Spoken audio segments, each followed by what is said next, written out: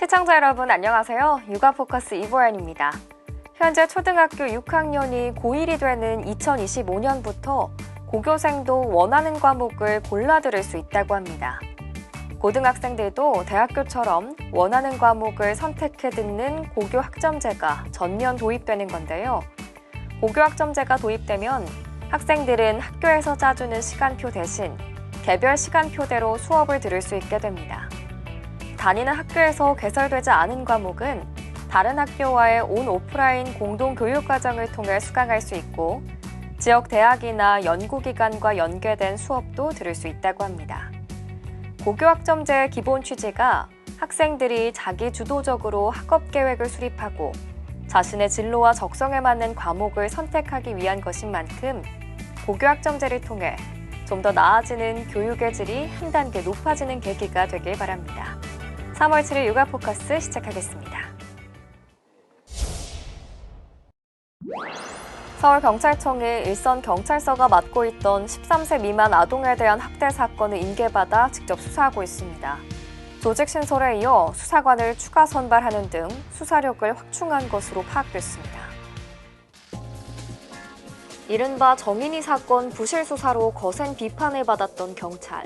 국민 생명, 안전, 특히 사회적 약자와 관련된 사건에 대해서는 경찰서장에게 즉시 보고하는 체계를 갖추고 지휘관이 직접 관장하도록 하여 책임성을 강화하겠습니다. 각 지역 경찰청별 여성청소년 범죄수사대가 출범한 가운데 속속 수사팀 보강도 이어지고 있습니다. 서울경찰청의 경우 지난 8일을 기점으로 서울 시내 모든 지역에서 발생한 만 13세 미만 아동에 대한 학대 의심 사건을 일선 경찰서가 아닌 서울경찰청이 직접 수사하고 있습니다. 서울경찰청 여청수사대는 효율적인 사건 대응을 위해 조직 개편 후 수사관을 2배 가까이 늘렸습니다. 규모는 총 4개 팀 40여 명. 이 중 아동학대 사건은 2팀이 전담하고 있으며 수사관은 20명 수준입니다. 경찰 관계자는 최근 아동학대에 대한 사회적 경각심이 높아져 신고 건수도 늘어나는 추세라며 특히 13세 미만 아동 사건의 경우 더 신속하게 수사할 필요가 있어 수사력을 보강했다고 설명했습니다.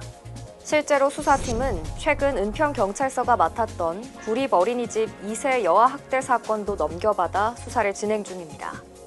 부실 수사로 여론의 문매를 맞았던 경찰이 명예회복을 위해 고삐를 쬐고 나선 가운데 끊이지 않는 아동학대 사건을 근절하는 데 어떤 효과가 있을지 주목됩니다.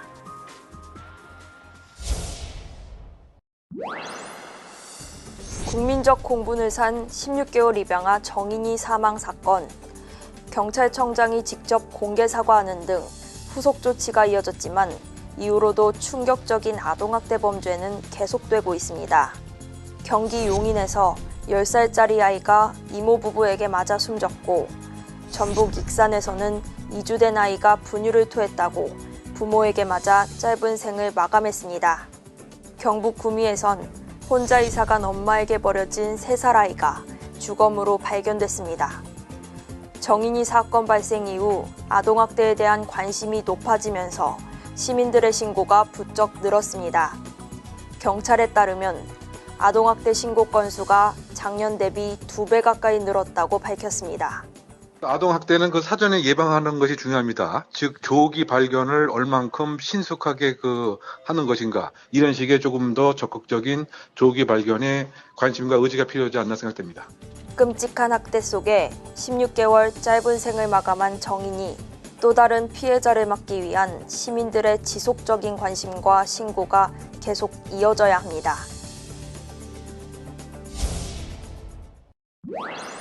정인이 사건 처리 과정에서 허술한 조사와 보고 누락 등 여러 부실 대응으로 비판을 받은 경찰. 뒤늦게 유사 사건 발생 억제를 위해 수사 방식의 대대적인 수술을 진행 중입니다. 아동학대에 대해서는 출동부터 사후 관리에 이르기까지 제도 전반을 쇄신하고 우선 경찰은 아동학대 혐의 판단을 위해 현장에서 확인해야 할 목록을 만들기로 했습니다. 전문가가 참여하는 통합사례 회의를 열어 아동학대 여부를 분석 판단하고 2회 이상 신고나 의사치료 소견 시 즉각 분리하고 수사에 착수합니다. 아동학대 사건 발생 시엔 매일 전수합동조사도 이루어집니다. 매일 신고자, 가해자, 피해자에 대해서 주간 부서, 과장 중심으로 확인을 하고 또 필요한 경우에는 서장, 지방청까지 보고해서 특히 잔혹한 학대 사건에 대해서는 살인죄 적용과 가해자 신상 공개도 적극 검토할 방침입니다. 경찰 관계자는 아동학대가 살인에 준하는 중범죄라는 인식이 생길 수 있도록 노력할 것이라고 말했습니다. 또 학대 전담 경찰들이 소송에 휘말리지 않도록 법적 보호 장치를 마련하고 유능한 수사관 유입을 위한 특진 사례도 활성화하겠다고 밝혔습니다.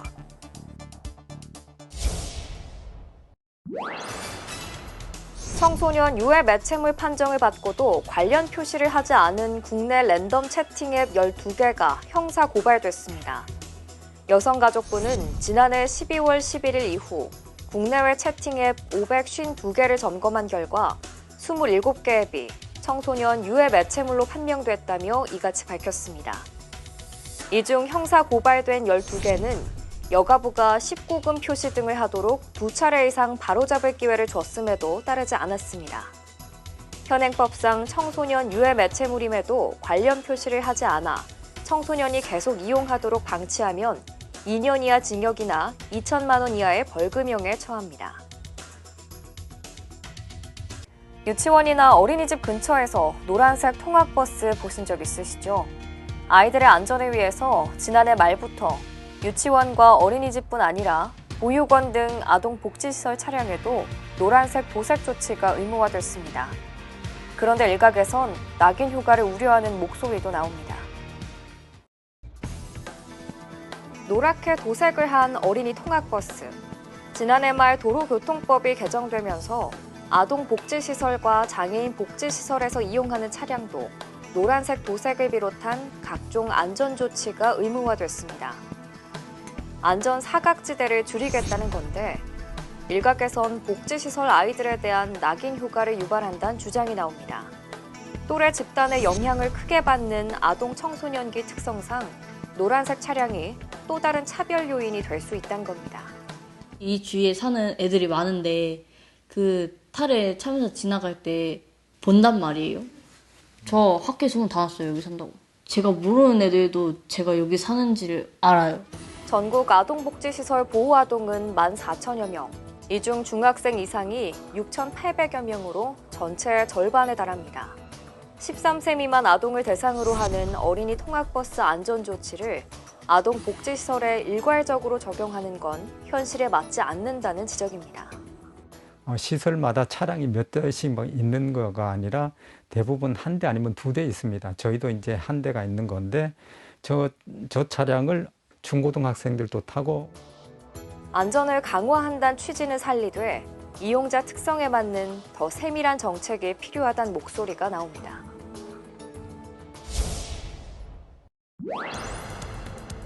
프로배구 이다영, 이재영 쌍둥이 자매가 학창시절 저지른 폭력 행위가 공개되면서 학교 폭력에 대한 논란이 커지고 있습니다. 경찰이 학교 폭력 전담 경찰관 SPO 제도를 운영하고 있지만 여전히 매년 10,000명 넘게 학교 폭력에 연루되고 있습니다. 경찰에 따르면 SPO 제도가 운영되기 시작한 2012년부터 8년간 초중 고교 포함 학폭 가해자는 연평균 15,000여 명 수준. SPO 제도 운영 직후 숫자가 감소했지만 시간이 지나면서 학교급별로 다시 증가세가 나타나기도 하고 있습니다. 특히 초등학생 가해자의 경우 다시 늘어나는 추세입니다.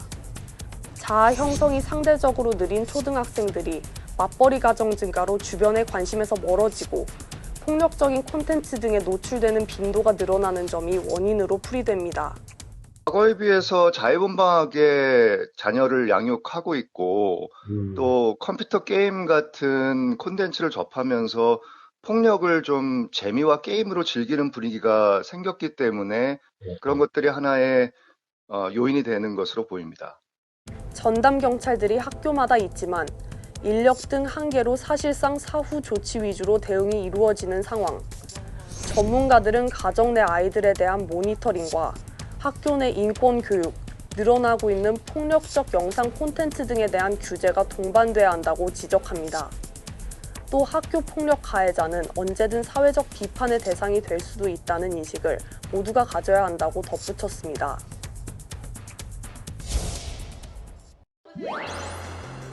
코로나19 확산 이후 집에 머무는 시간이 부쩍 늘어난 아이들. 거실에서 뛰어다니면 소음 피해는 고스란히 아랫집에 전달됩니다. 한국환경공단에 따르면 지난해 층간소음 상담 접수 건수는 4만 2천여 건으로 전년 대비 60%나 늘었습니다. 이 때문에 온라인 쇼핑몰에선 소음 방지용 물품 구입이 크게 늘었습니다. 귀에 꽂는 소음 방지 귀마개 매출은 무려 122% 급증했고 필요할 때 펼쳐서 쓰는 롤매트는 95%, 실내 슬리퍼와 러그는 각각 86%, 15%씩 매출이 늘었습니다. 가구는 직접 보고 사야 한다는 관념도 깨지고 있습니다. 지난해 가구 판매액이 사상 처음 10조 원을 넘었는데 그 주동력은 온라인 구매였던 겁니다. 재택근무가 늘자 오래됐거나 불편했던 제품들을 많이 교체한 영향입니다. 최근 재택근무가 늘면서 화상회의 때 배경이 예쁘게 만들어줄 수 있는 캠테리어 상품의 수요가 늘고 있고요. 층간소음 방지 상품의 구매도 꾸준히 증가하고 있습니다. 전문가들은 코로나 사태로 집이 단순 주거 공간을 넘어 업무 오락 공간으로도 기능하면서 이 같은 추세가 심화할 것으로 전망합니다. 집의 분위기가 전에보다도 좀 더 내가 일하기 좋고 쾌적하고 쉴 수 있는 그런 공간으로 변하고 있다는 사실이고요. 이런 쪽의 산업이나 서비스에 대한 경제적인 거래가 많이 확장될 것이다 이렇게 생각을 합니다. 길어지는 집콕 생활은 이제 가게의 소비 구조도 이렇게 바꿔놓고 있습니다.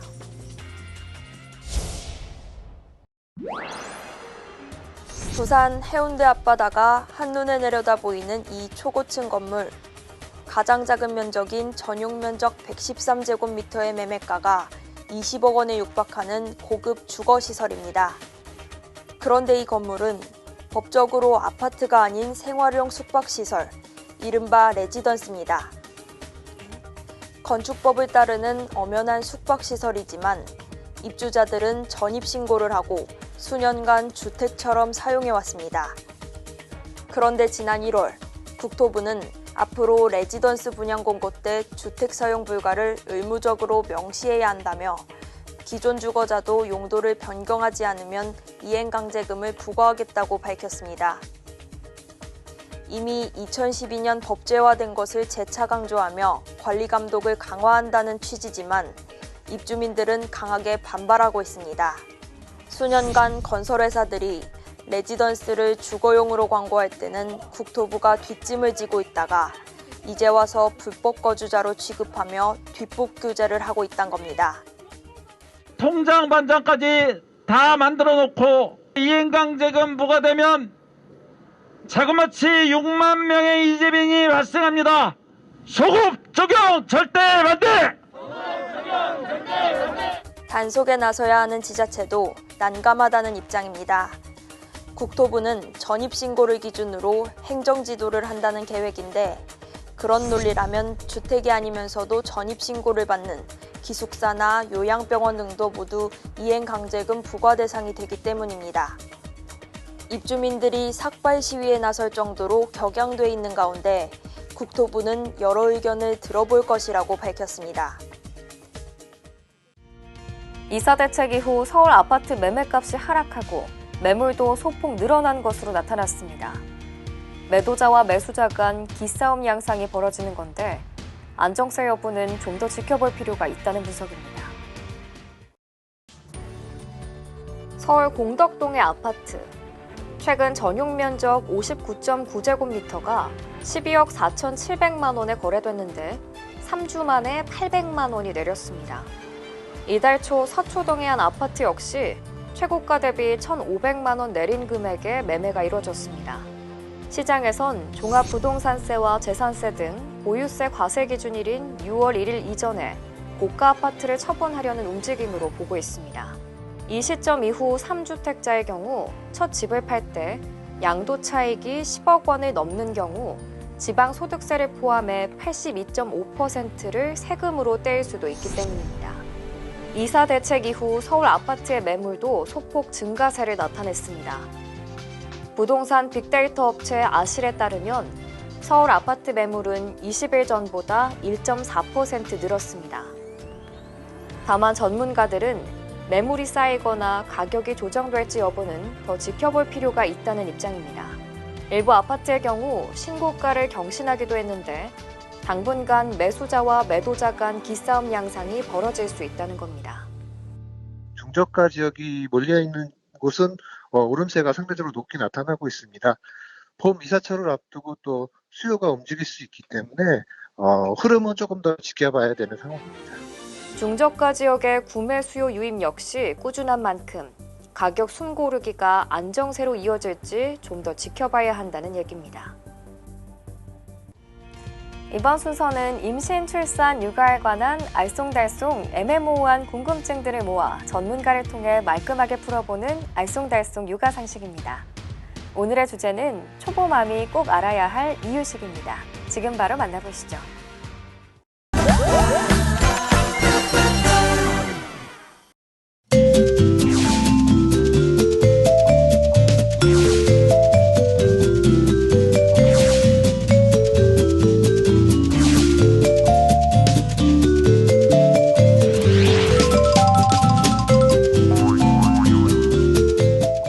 지금 19개월인데요. 8개월 정도부터 시작한 것 같아요. 시작한 건 6개월부터 시작을 했고요. 그때부터 조금씩 이렇게 우유하고 같이 조금씩 줬고 본격적으로 시작한 거는 12개월부터고요. 5개월 반부터 책 보고 시작하면 된다고 해서 했어요. 만 5개월 됐을 때니까 한 달하고 한 일주일 정도 됐어요.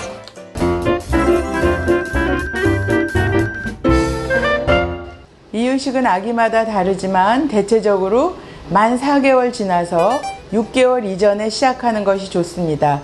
이때 다양하게 음식을 시작하여야지 알레르기가 적고 또 여러 가지 먹는 거에 적응을 할 수가 있습니다.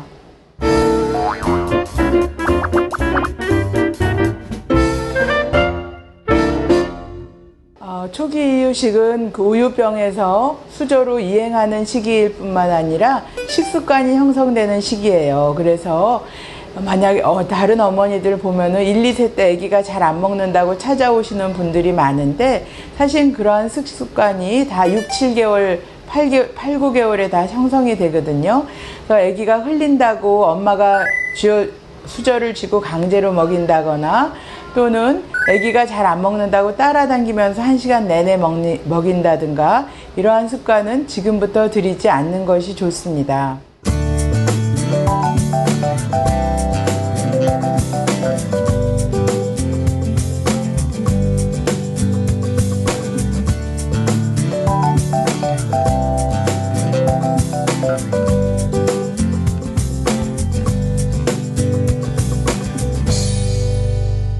아기들 이유식이 먹는 양이 좀 맞추기가 어려운 것 같아요. 책에 있는 대로 주긴 주는데 그 개월수마다 먹는 약이 정해진 양이 있는지 궁금합니다.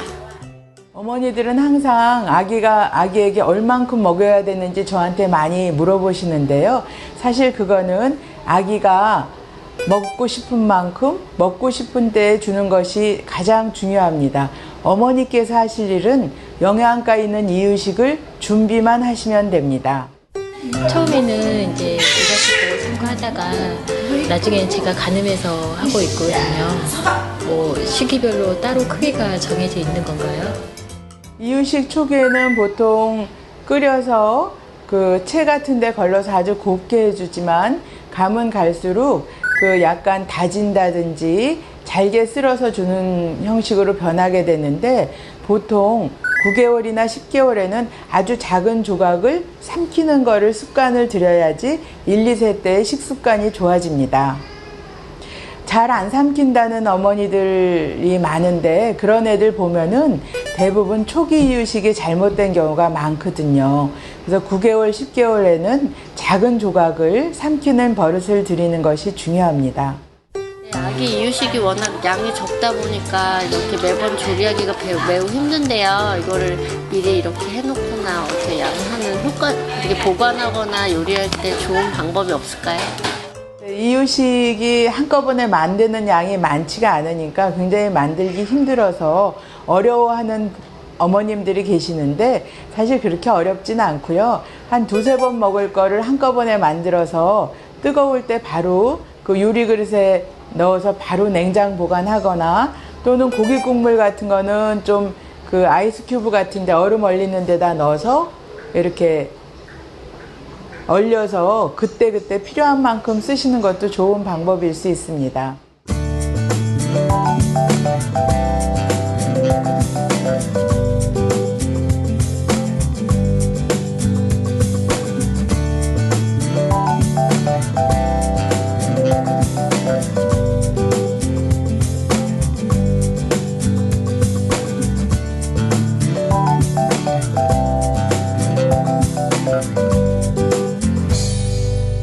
우리 아이가 이유식을 잘 먹지 않아서 좀 애를 먹는데 어떻게 하면 잘 먹일 수 있을까요? 이유식을 안 먹는다고 계속 쫓아다니면서 먹이시면 안 됩니다. 한 20분 정도만 먹이시고 안 먹으면 바로 치우시고 단지 그 다음 이유식이나 간식을 조금 땡겨서 주시면 됩니다. 또 어떤 애들은 잘 씹지 않는 애들이 있는데 그런 애들은 좀 그냥 넘길 수 있게끔 이렇게 좀 잘게 다시 다져서 주는 것이 좋습니다.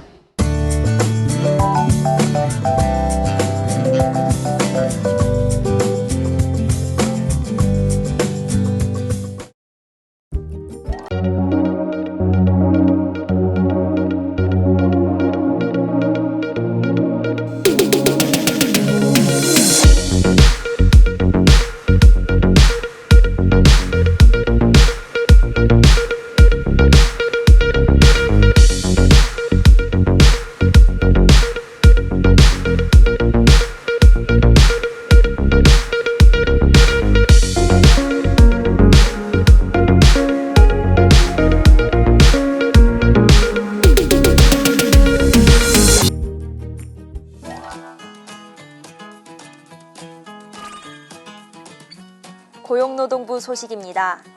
고용노동부 발표에 따르면 2020년 남성 육아휴직자는 27,423명으로 전년 대비 23% 증가했으며 전체 육아휴직자 4명 중 1명은 아빠인 것으로 나타났습니다. 부모가 함께 아이를 돌보는 문화확산이 남성 육아휴직 증가의 주요 요인으로 분석됐습니다.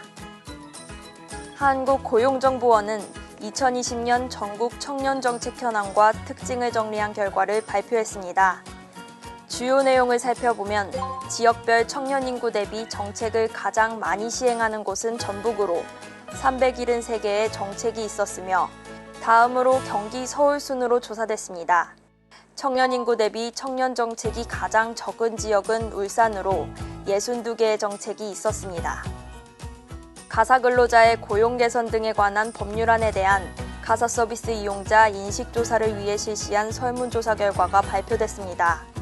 이번 설문조사는 가사 서비스에 대한 수요가 큰 맞벌이 여성 근로자 500명을 대상으로 실시됐으며 조사 대상자의 94.6%가 가사근로자법 제정 필요성에 공감한 것으로 조사됐습니다. 서비스 개선 사항으로는 종사자 신원 보증과 책임 있는 서비스가 필요하다는 응답이 가장 많은 것으로 나타났습니다. 대구광역시와 대구상공회의소는 출향 청년들의 지역 유턴 정착을 지원하는 청년 기환 경력직 일자리 예스 매칭 사업을 올해 전국에서 처음 추진한다고 밝혔습니다.